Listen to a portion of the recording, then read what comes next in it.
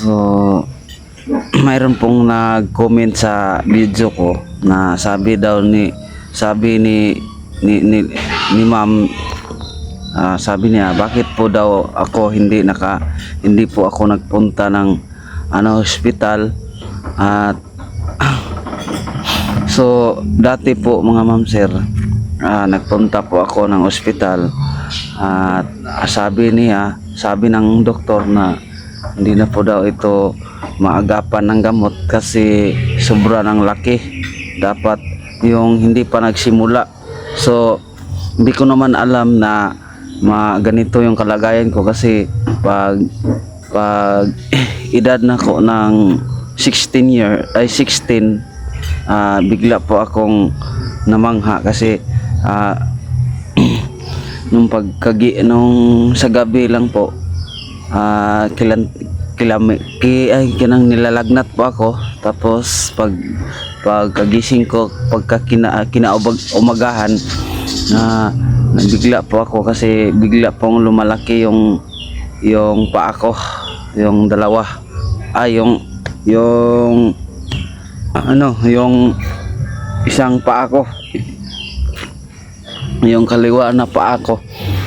So lumaki siya kaagad. Then mayroon pong nag-comment na bakit hindi po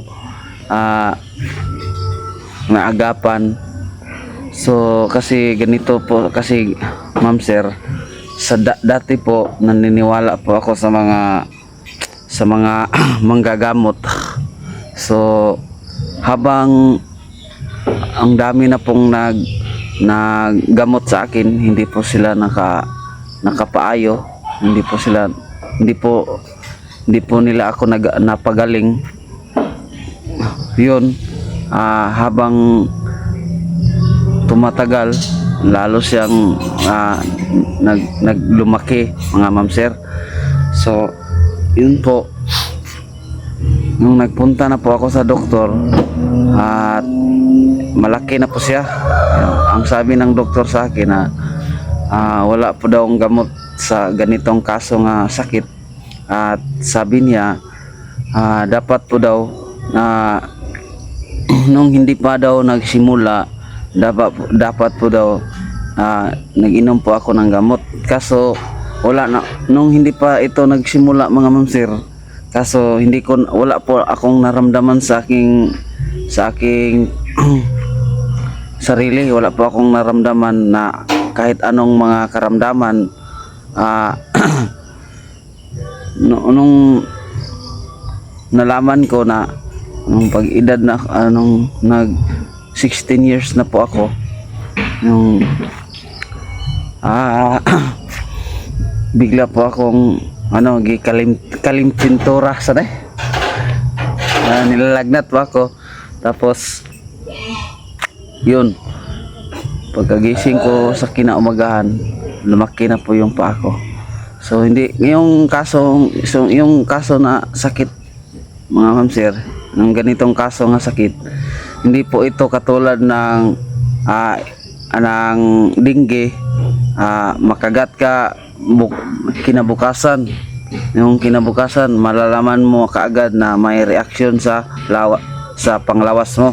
So ganitong kasong sakit, sabi ng doktor, pag makagat po daw ako ng ganito nga kaso nga sakit, mo resulta po ang karamdaman ko nung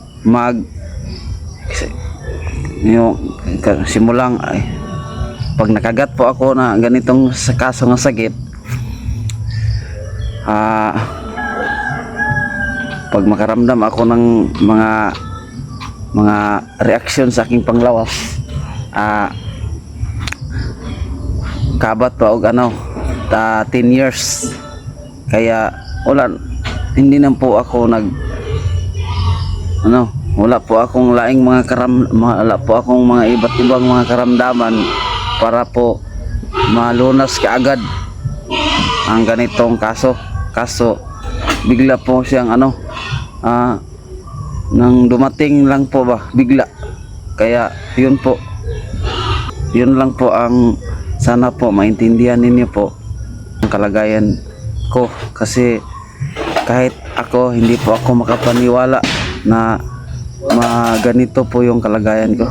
So yun lang po. God bless. Love you all.